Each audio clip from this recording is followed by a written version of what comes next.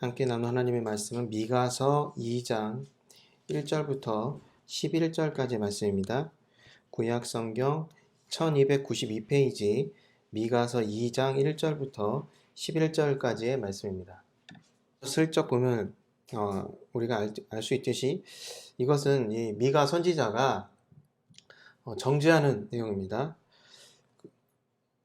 정죄하는 내용인데 우리가 이 읽은 본문에서 무엇을 정죄를 하느냐, 두 가지를 보시면 돼요. 2절입니다. 그 주된 핵심 내용은 2절입니다. 밭들을 탐하여 빼앗고 집들을 탐하여 취하니 그들이 사람과 그 집 사람과 그 산업을 학대하도다. 자, 뭘 하냐면요, 빼앗았어요. 근데 무엇을 빼앗았느냐? 밭과 집을 빼앗았습니다. 이것을 정죄하는 거예요. 자, 그런데 우리가 이 빼앗는 사람들은 일단 악인이라고 할 수가 있어요. 악을 행했으니까. 그래서 1절에 보시면 그것을 행하는 자들, 그러니까 2절에서 밭과 집을 빼앗는 사람들을 이 1절 마지막에서 뭐라고 얘기하냐면 화 있을진저라고 말합니다.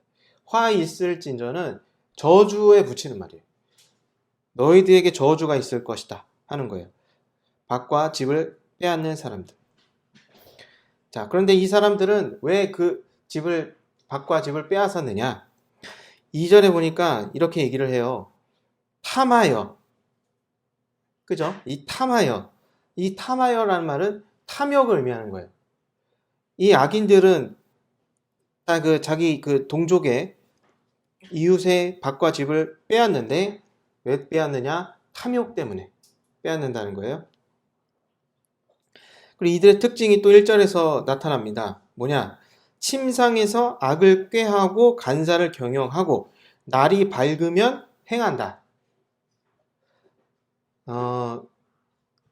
무엇을 우리가 이제 이미지를 떠올릴 수 있냐면 열심히 준비했다. 마치 수험생처럼 밤새 공부해서 낮에 시험을 보듯이, 그죠? 이 악인들은 특징이 뭐냐? 부지런합니다. 부지런하고 꼼꼼하게 계획을 합니다.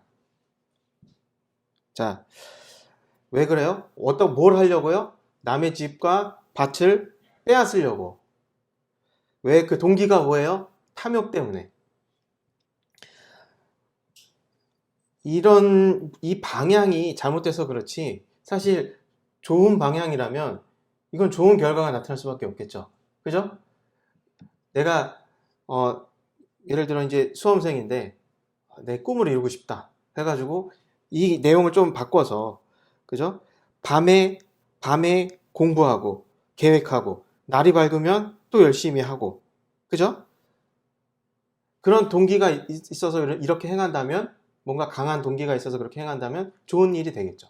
그런데 지금 이것은 악을 행할 때 이렇게 했다라는 거예요. 그러니까 이 탐욕이라는 것은, 그죠? 엄청난 동기가 될 수 있는 거예요. 탐욕이라는 것이.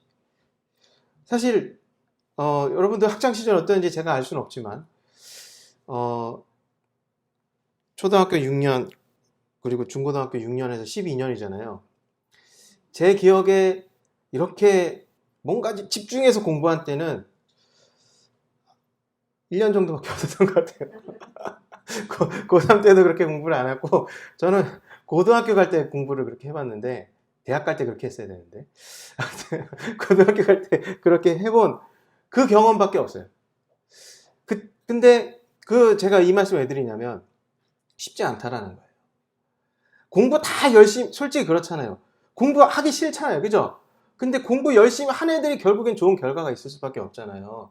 물론 뭐 요즘에 뭐 부모의 뒷받침이 중요하긴 하지만 그래도 자기 학생의 스스로 열심히 하는 게 제일 중요하잖아요. 그런데 그렇게 하는 애들이 별로 없죠. 왜 그래요? 하기 싫으니까. 그런데 이 악인들은 누가 시키지 않아도 열심히 했다는 거예요. 왜? 탐욕 때문에. 구체적으로 계획을 하고 부지런하게 준비를 했다는 것입니다. 그러니까 이 악인들은 만만치 않은 상대라는 거예요. 만만치 않은 상대다. 그리고 또 특징이 있죠. 이 1절 중간에 보시면 그 손에 힘이 있습니다. 힘이 있다. 이 힘이라는 것은 여러 가지 형태가 될 수가 있는데, 자, 이 밭과 집을 빼앗는 이 일들이 어떤 특정한 일이라기보단 그 이스라엘이 타락했을 때 또는 세속적인 사회에서 비일비재하게 일어나는 일이에요. 그래서 성경에서 이런 사건을 대표적으로 그 예를 찾을 수 있는 게 뭐냐면 아합과 이세벨 아시죠? 그 북이스라엘 왕 아합과 그 이세벨이 나봇의 포도원을 빼앗은 사건이 있습니다.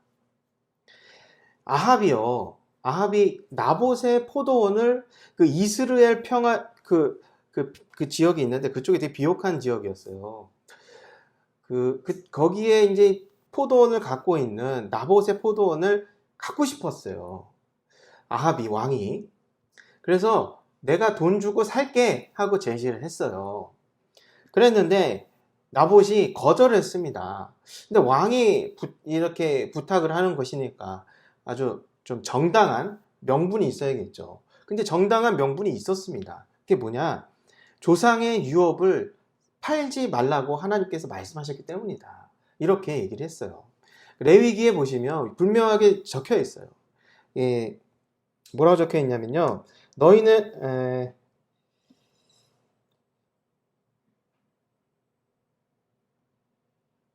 어디 있냐면요. 레위기 25장에 있는데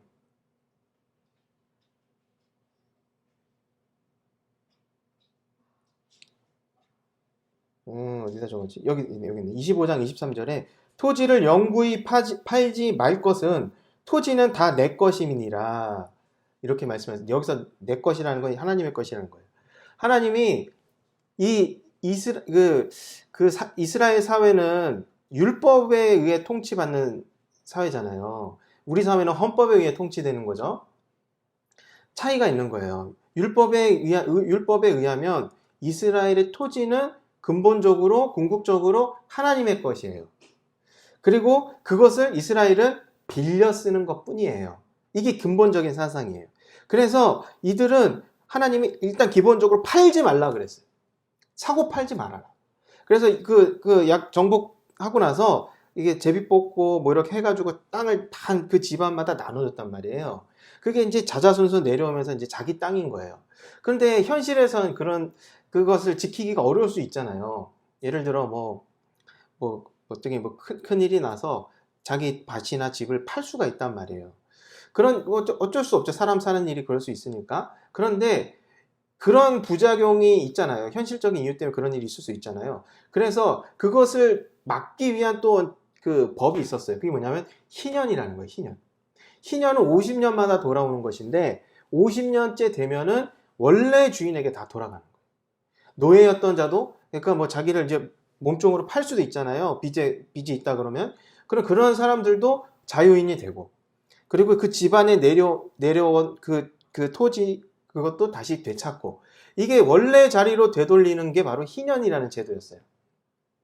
그런데 성경에서는 희년이 실행됐다라는 걸 찾아볼 수가 없거든요. 그러니까 현실과 이 율법의 그런 괴리는 있을 수 있지만 적어도 이스라엘 사회는 그런 하나님의 그런 뜻, 그 땅의 주인은 하나님의 것이다. 이것이 기본적으로 그런 원리였다는 것입니다. 그것을 내밀어서 아합의 그 요구를 거절한 것입니다. 그런데 아합이 포기를 했느냐? 포기를 안 했어요. 끙끙 앓는 거예요. 왜 알아요? 탐욕 때문에. 탐욕 때문에 포기를 못하고 앓는 거예요. 강제로 뺏을 수 없는 거예요. 왜? 왕도 율법을 어길 수가 없잖아요. 근데 율법을 내밀어서 우리나라 최고 권력자 뭐 대통령이 됐든 뭐 누가 됐든 간에 헌법을 어길 수가 없잖아요. 그런 것처럼 왕도 율법을 어길 수가 없는 거예요. 근데 나봇이 율법을 딱 내밀어서 거절을 했으니 왕도 어쩔 도리가 없는 것이죠. 그런데 그것을 자기가 이제 포기하지 못하고 끙끙 앓고 밥도 안 먹고 이러니까 그 짝꿍이 이세벨인데 이세벨이 와가지고 왜 그래요? 나 저거 갖고 싶은데 제가 안 준대. 이랬던 거죠. 그랬더니 이세벨이 걱정 마세요 하면서 어떻게 했느냐. 나봇이 왕과 하나님을 저주했다 라는 억지 누명을 씌워서 돌로 쳐서 죽인 거예요. 그리고 나봇의 포도원을 빼앗았습니다. 이게 바로 오늘 1, 2절에서 말하는 그런 아주 좋은 예라고 할 수 있는 이야기예요. 그러니까 여기서 말하는 힘이 뭐냐? 그 손에 힘이 있다 그랬잖아요. 근데 힘이라는 것은 강제로 뭐 총칼 들고 가서 빼앗는 그런 힘이 아닙니다. 왜냐? 이 배경이 뭐냐면 이스라엘 사회잖아요. 그리고 총칼로 가서 강제로 집과 밭을 빼앗는다는 무정부 상태와 같잖아요. 나라가 없는 것과 같은 거예요. 그러니까 그건 있을 수가 없는 거예요. 그래서 여기서 말하는 힘이라는 건 뭐냐면 합법적인 힘이에요. 합법적인 힘. 합법적이지만 실제로는 불법적인 힘. 이해가 되세요? 그러니까 이세벨이 했던 것과 똑같은 거예요. 이세벨은 나봇을 어떻게 제거했어요? 합법적으로. 나봇이 하나님과 왕을 저주했다. 이거를 돌로 쳐 죽이는. 이건 합법이잖아요. 그것을 만들어내는 게 바로 여기서 말하는 힘이라는 거예요. 이해가 되세요? 그러니까 이 힘은 겉으로 보기에는 합법적인 거예요. 근데 뒤에 뭐가 있어요? 계략이 있고 음모가 있는 것이죠. 그 힘을 말하는 것입니다. 자, 정리를 하면 이래요. 악인이 있는데 이 악인은 부지런합니다. 부지런할 수밖에 없죠. 왜? 음모와 계략을 꾸며야 하니까. 그래서 그들의 가진 힘이라는 건 뭐냐면 거짓말, 사기, 조작 이런 것을 통해서 합법적인 형태로 이웃의 밭과 집을 빼앗았다는 것입니다. 그것을 말하고 있는 거예요.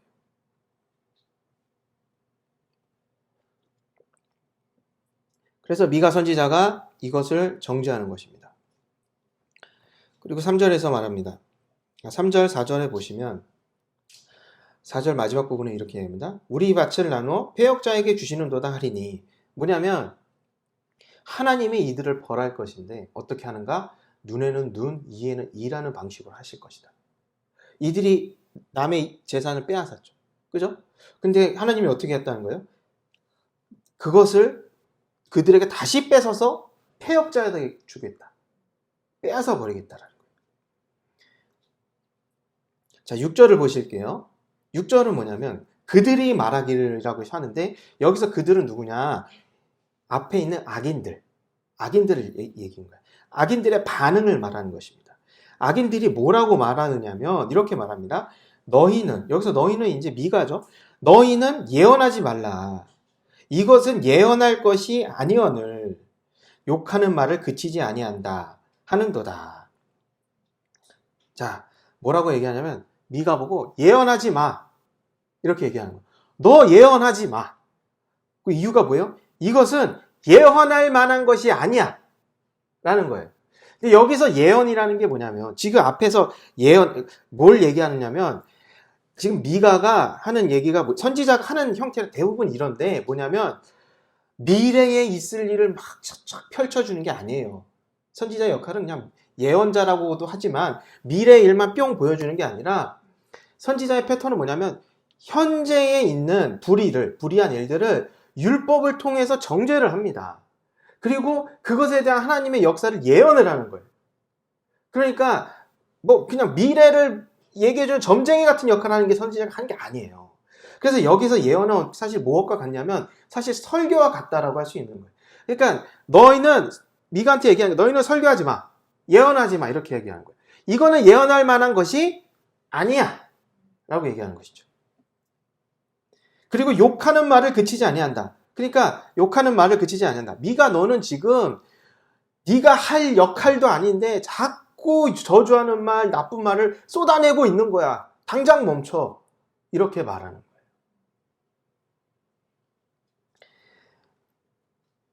이게 지금 우리의 상황과 다르지가 않아요. 왜 그러냐? 미가가 지금 정죄하는 영역이 어디예요? 개인적인 내면의 죄예요?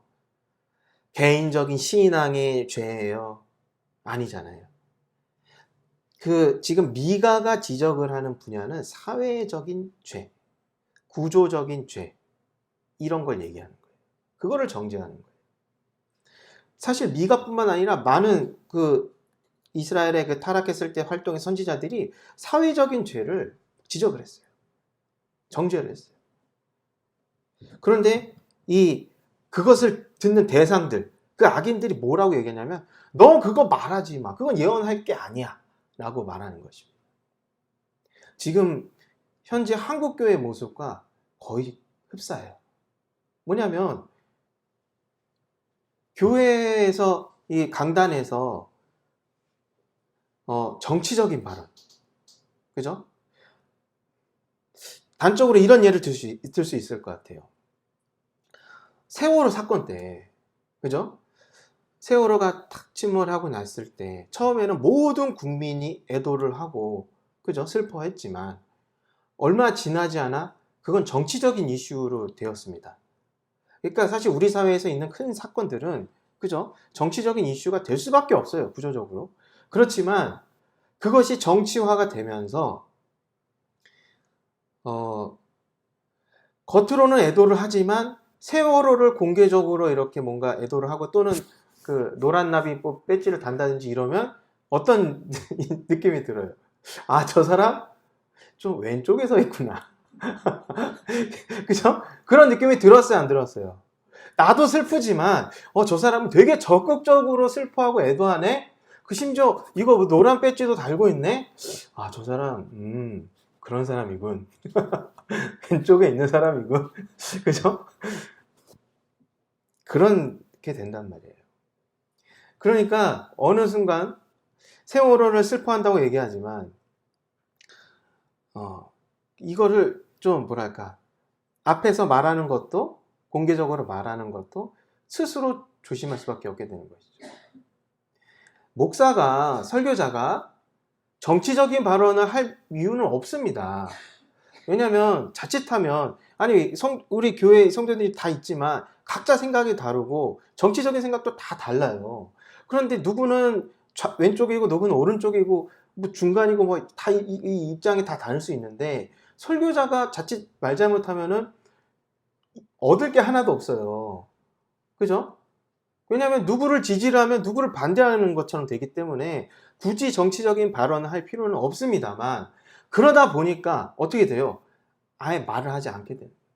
이 사회의 불의에 대해서 말을 하지 않게 되는 거예요. 제가 전에 그 스크린도어에 이렇게 끼워 주었던 그 젊은 청년이 있었잖아요. 그랬을 때 제가 이 자리에서 이런 얘기를 한 적이 있어요. 아, 그때가 아니고 언제지? 아, 무슨 목사님들이 구국 기도회인가? 하여간 뭐 기도를 기억이 지금 잘 안 나는데, 아무튼 모여서 하여간 뭐 기도회를 했대요. 근데 그 기도회가 뭐였더라? 뭘 위해서 기도했더라? 아무튼 대한민국을 위해서 기도를 했다라는 거예요. 근데 그게 누가 봐도 정치적이었거든요. 나라를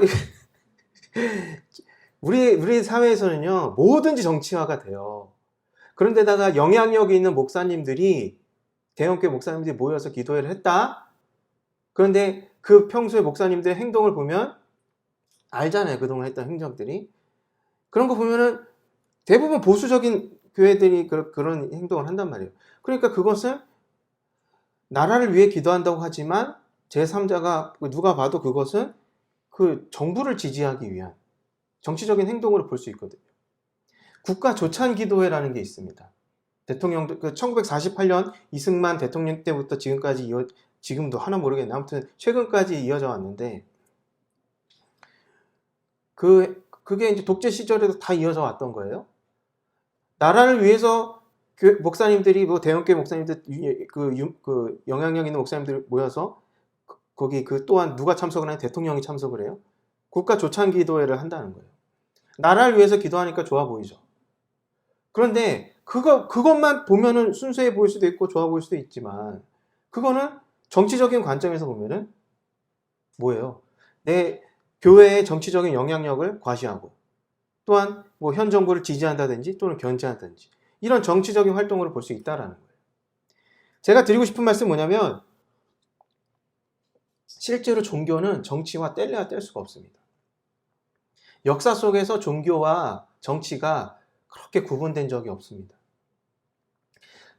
우리나라 일제강점기 때는 종교 분리를 하려고 했어요. 일제강점기 때. 근데 그때 왜 그랬냐면은 그때는 선교사들이 한국교회 지도자였어요. 아직 그 선교사들이 씨를 뿌리고 한국교회를 키운 상태인데, 그리고 나서 아직 독립시키지 못한 거예요. 근데 그때 일제강점기가 됐단 말이에요. 그러다 보니까 또한 그때 그 교회 개신교인들이 또한 공부 많이 한 사람들고 이제 의식이 있던 사람들이다 보니까 독립운동에 막 앞장서고 막 항거를 하려고 했단 말이에요. 실제로 그런 독립운동 했던 사람들 중에 기독교인들이 상당히 많습니다. 근데 선교사들이 보니까 이거 잘못했다가 이제 갓 태어난 한국교회가 죽게 생긴 거예요. 일제 탄압을 받아 죽게 생긴 거예요. 그래서 그때는 선교사들이 그 지도자였기 때문에 어떤 정책을 했냐? 종교 분리. 한국교회를 지키기 위해서 종교 분리라고 그렇게 그런 방향으로 갔던 거예요. 그렇지만 그 이후에는 실제로 어떻게 됐냐? 종교와 정치가 이거는 본질적으로 이게 서로 어울릴 수밖에 없어요. 사실. 그리고 생각해 보세요. 이 교회만큼 전국에 이렇게 조직화된 조직이 어디 있겠어요? 그죠? 그 목사들의 그 영향력은 또 얼마나 큽니까? 그러다 보니까 여러 가지 면에서 종교가 정치하고 이렇게 뭐 불가분하다. 그런데 실제로 강단에서는 정치적인 발언을 자기 검열하게 돼 있다라는 거예요. 그렇지만 보수화된 교회 또는 대한민국에서 무슨 목사 있죠? 저는 어떤 목사 있어요. 광화문을 좋아하는. 그 분은 대놓고 정치 활동을 하잖아요, 이제는. 종교를 이용해서 정치 활동하잖아요. 여러분 어떻게 보세요? 대한민국을 위해서 그렇게 한다고 보십니까? 처음에는 그렇게 생각했을 수도 있겠으나 코로나가 그 민낯을 보여줬죠. 이유시고 뭐가 없어요. 그죠? 이것도 정치적인 발언인가요? 모르겠습니다. 아무튼 제가 그래서 아까 그 말씀을 드리다 말았는데, 그래서 그 대형교회 목사님들 기도회를 했다고 했을 때 너무나 마음이 안타까웠습니다. 왜 그러는가? 교회는 대한민국보다 먼저 우리 사회의 약자를 위해서 기도를 해야 되지 않나요? 그렇지 않나요? 우선순위가 있다면 어디에 더 우선돼야 될까요? 내 이웃, 내 약자. 그죠? 정부는 힘이 있어요. 그거를 뭐라고 발언을 할 수 있지만, 교회가 도와줘야 할 것은 힘이 없는 약자들, 소외된 사람들, 그쪽에 더 눈을 둬야죠. 사회에 정말 그 사각지대에서 스크린도어에 깔려 죽고 젊은 청년들이 그렇게 낙엽처럼 쓰러져 갈 때, 그 목사님들이 한번 그렇게 모여서 기도를 했던 적이 있던가? 그런데 정치적인 활동을 위해서는 저렇게 똘똘 뭉치는구나. 그렇게 말씀을 드린 적이 있습니다만, 나중에 이것도 정치적인 발언으로 해석이 되었다는 것을 알았습니다. 저는 그럴 의도가 전혀 없었습니다. 제가 왼쪽에 있는 것처럼 보이죠? 저도 나이 한 살 한 살 먹다 보니까 저 왼쪽에 있지도 않고요. 오른쪽에도 있지도 않아요. 아마 저하고 비슷한 생각을 가지신 분들이 많을 거예요, 아마. 네? 아무튼 저는 제 개인적인 성향을 떠나서 교회가 말해야 될 부분은 말할 수 있다고 생각을 해요. 사실 대부분의 목사들이 우리 사회에서 일어나는 정치적인 이슈, 경제적인 이슈, 이런 걸 분석하고 평가할 만한 역량이 없습니다. 그래서 이러쿵저러쿵 말할 수가 없어요. 권위도 없고 전문성도 없어요. 그렇지만 한 가지 목소리를 내야 할 분야가 있는데, 그건 뭐냐면 약자를 위한 목소리예요. 약자를 위한 목소리. 그런 목소리는 내도 된다는 거예요. 그것이 정치화가 된다 할지라도. 이해가 되시죠? 이 악인들이 말하는 게 뭐냐? 그거 하지 말라는 거예요. 그건 예언할 것이 아니라는 겁니다. 이건 내 비즈니스야. 내 사업이야. 그리고 네가 관여할 게 아니야. 이거는 합법적으로 이루어지는 거야. 이렇게 말하는 것입니다. 근데 미가는 그 이면에 있는 그들의 탐욕, 불법, 거짓말 이런 걸 지적을 하는 거예요. 자, 7절을 보실게요. 또 그 악인들은 이렇게 말합니다. 너희 야곱의 족속아 어찌 이르기를 하면서 뒤에 있는 말이 그들이 주장하는 거예요. 여호와의 신이 편급하시다 하겠느냐? 그의 행위가 이러하시다 하겠느냐? 나의 말이 행위 정직한 자에게 유익되지 아니하냐? 이거 이해하기 어려운데 이들이 가지고 있는 어떤 신앙에 대해서 말하는 거예요. 그들의 신앙은 뭐냐? 하나님은 급하지 않다. 하나님은 우리 편이다. 하나님은 뭐라 그러죠? 정직하게 행하는 사람에게 유익이 되신다. 그들이 이것을 주장하는 거예요. 그러니까 그들이 이걸 주장한다는 건 뭐냐? 내가 그렇다라는 거예요. 하나님은 우리 하나님이다. 나는 합법적으로 했다. 이거를 주장하는 것입니다. 하나님이 그렇게 옹졸하신 분이냐? 그들이 반박을 하는 것입니다. 그럴듯하죠. 제가 왜 이런 일들이 우리 사회에서 흡사하게 이루어지냐 말씀드린 이유는 이 강단에서 이런 일을 다루지 않아요. 여러분 각자가 하는 뭐 직장이든 뭐 사업이든 그 분야에 대해서 목사가 뭐 다 알 수는 없지만 관여하지도 않습니다. 관여하지 않아요.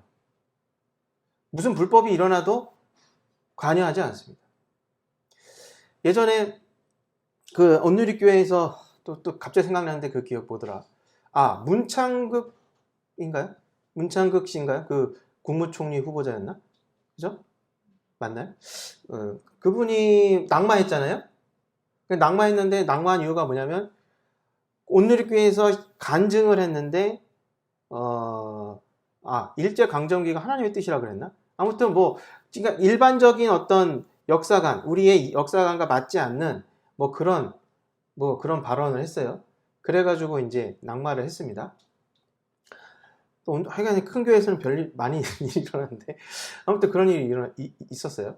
그리고 나서 그 온누리교회 담임 목사님이 칼럼을 냈는데 제가 읽어서 이제 기억이 나요. 애매모호하게 말을 하더라고요. 그러니까 그 말을 대놓고 이제 낙마까지 하고 막 여론의 문매를 맞는데 그 담임 목사님이 나타나가지고 아닙니다 하면서 감싸줄 수는 없었겠죠. 그런데 그렇다고 그것이 잘못되었습니다라고도 말하지 않더라고요. 그래요. 목사는 그럴 수밖에 없는 거예요. 그런데 그렇게 하면 안 돼요. 사실. 그렇게 할 수밖에 없는데 그렇게 하면 안 돼요. 그러니까 인간관계나 이런 것 때문에 그렇게 하는 게 맞다고도 볼 수 있겠죠. 그런데 원리 원칙대로 보면 또 옳은 말을 해야 되는 게 또 목사의 어떤 소명 같은 거 아니겠어요? 아무튼 그런 일이 일어납니다. 그러니까 다루지 않아요. 이 목사는 그런 일을 다룰 역량이 없기도 하지만 관심도 관여를 하지 않아요. 불법이 일어나도. 우리 교회는 사실 큰 불법이 일어날 일이 없습니다. 힘 있는 분들이 별로 없어요. 그런데 층교에서는 빵빵 터뜨리고 사회적인 인사 이런 분들이 있다 보니 지도자들이 많이 있다 보니까 그런 일이 얼마든지 있을 수 있어요. 근데 또 큰 교회만 그런 일이 있는 게 아니라 작은 교회에서도 얼마든지 그럴 수 있어요. 소소한 일어나는 불법들 그런 얘기에서 얘기하지 않는 거죠. 그러니까 그거는 각자에게 맡겨진 거로 이렇게 그런 모양새가 되고 말았다는 것입니다. 정리를 해보면 이래요. 미가는 분명히 사회적인 영역을 정죄를 하고 그 이면을 파헤쳐서 정죄를 막 하고 지적을 합니다. 하나님의 말씀이 그렇게 전한 거예요. 그렇다면 교회에서도 지금 우리 교회에서도 그런 일이 일어나야 마땅하겠죠. 근데 실제로는 현실에서 그런 일이 일어나지 않는다는 것입니다. 왜 그러냐면 첫 번째로 목사들의 역량 부족, 두 번째로 정치화된 부분에서 자기 검열 그런 것 때문에 얘기를 하지 않는다. 그리고 여기 중요한 이슈가 하나 있죠. 뭐냐? 이들이 빼앗은 게 뭐예요? 악인들이 빼앗은 게 집, 밭. 이게 뭐예요? 세 글자로. 부동산. 부동산입니다. 혹시 여러분 그런 말 들어본 적 있나요? 이사야서 어디더라? 이사야서 5장 8절에 보시면 이런 얘기를 합니다. 가옥에 가옥을 연하며 전투에 전투를 더하여 빈틈이 없도록 하고 이 땅 가운데서 홀로 거하려 하는 그들은 화 있을진저. 가옥에 가옥을 연하고 전투에 전투를 더하여 빈틈이 없도록 하고, 이게 뭐예요? 다주택자. 다주택자. 그들은 화 있을진저. 제가 왜 이렇게 좀 농담처럼 말씀을 드리지만, 이거를 그대의 문자 그대로 연결시켜 이해할 수도 있기 때문에 말씀을 드리는 것입니다. 이해가 되세요? 성경은 다주택자를 적폐라고 하는구나. 다주택자를 저주하는구나. 집을 많이 가지면 안 되는구나.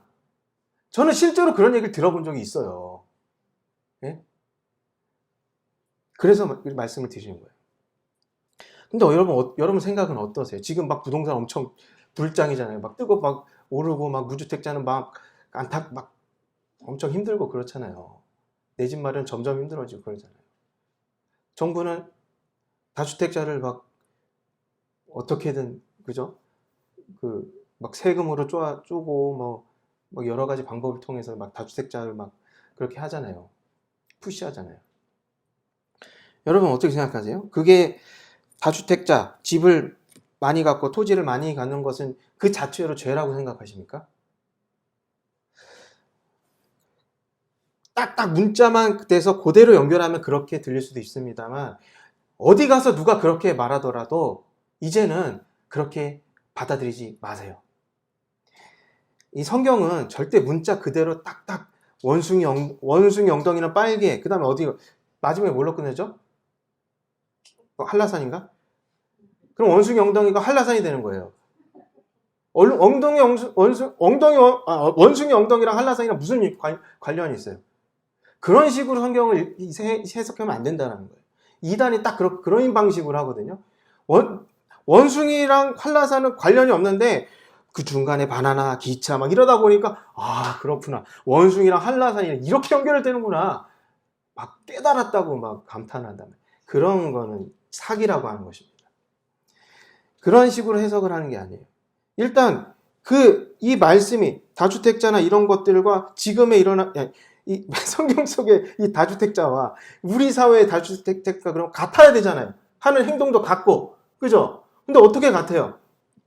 같지 않아요. 제가 말씀드리지만 이 성경 속의 다주택자라는 게 기분이 나쁠 수도 있어요. 이 악인들 집을 자꾸 사모으고 남의 것 항상 어떻게 한 거예요? 빼앗은 거예요. 합법을 가장해서 그것을 계략을 꾸며서 빼앗은 것입니다. 그리고 또 이런 방식으로 빼앗을 수가 있어요. 빚.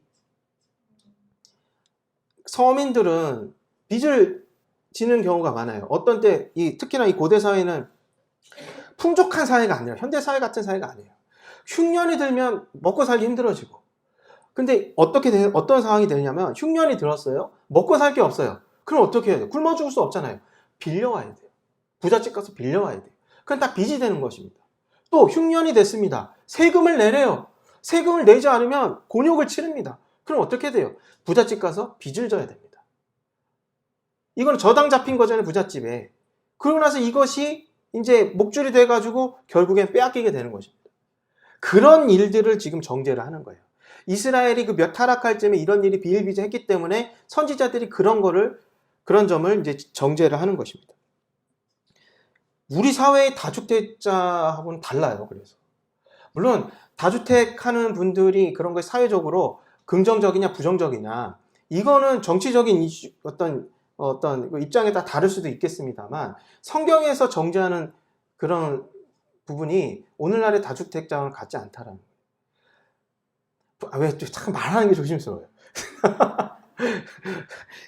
솔직히 말씀드려서 다주택자도 다 똑같은 다주택자가 아니에요. 아주 막 쓰러져가는 빌라 두세 개 가진 사람도 다주택자고, 농가주택 두세 개 가진 사람도 다주택자고, 강남에 두세 채 가진 아파트 막 20, 30억짜리 두세 채 가진 사람도 다주택자예요. 다 다르단 말이에요. 그리고 이런 말씀 드려도 되나? 우리의 현실, 제가 이제 다 서민이라고 전제를 하고 말씀드릴게요.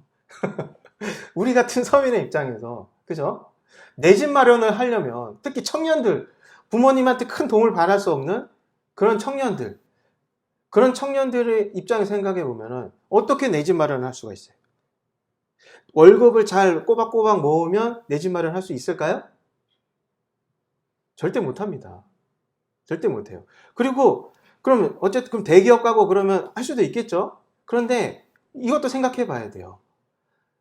집을 못 사는 사람들도 있지만 안 사는 사람들이 더 많아요. 무슨 말이냐면 집을 안 사는 사람들이 많을 때가 있었어요. 언제? 누가 요즘에 집을 사 이럴 때.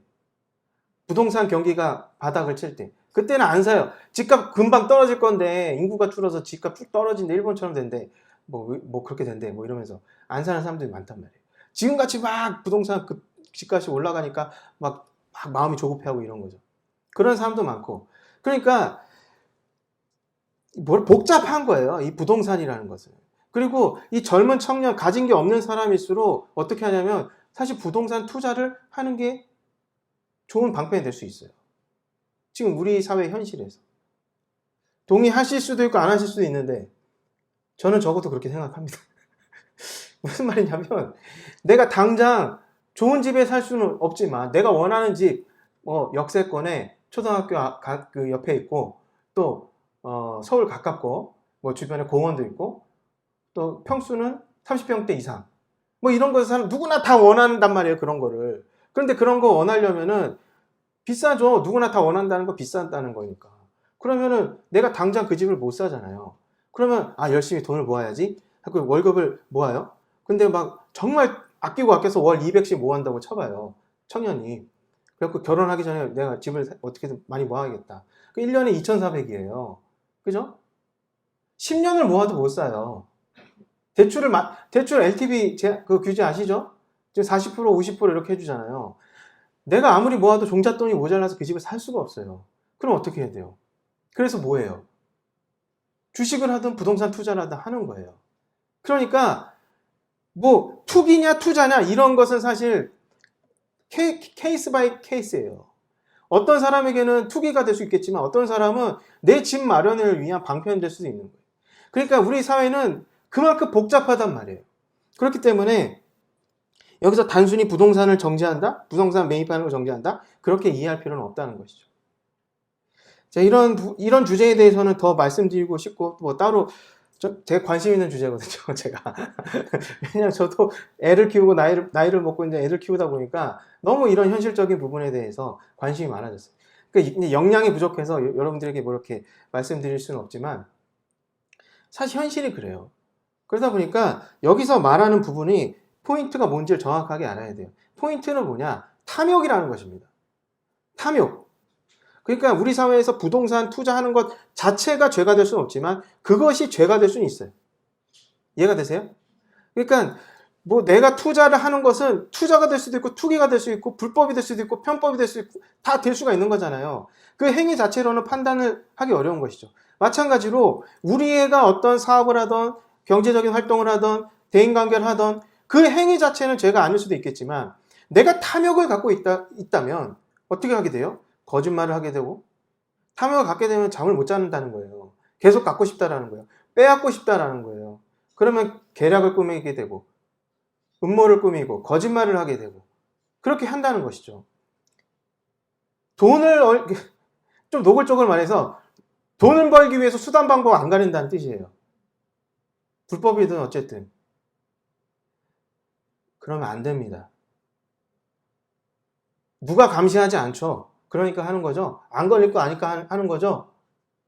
근데 그렇게 하면 안 됩니다. 하나님이 다 알아요.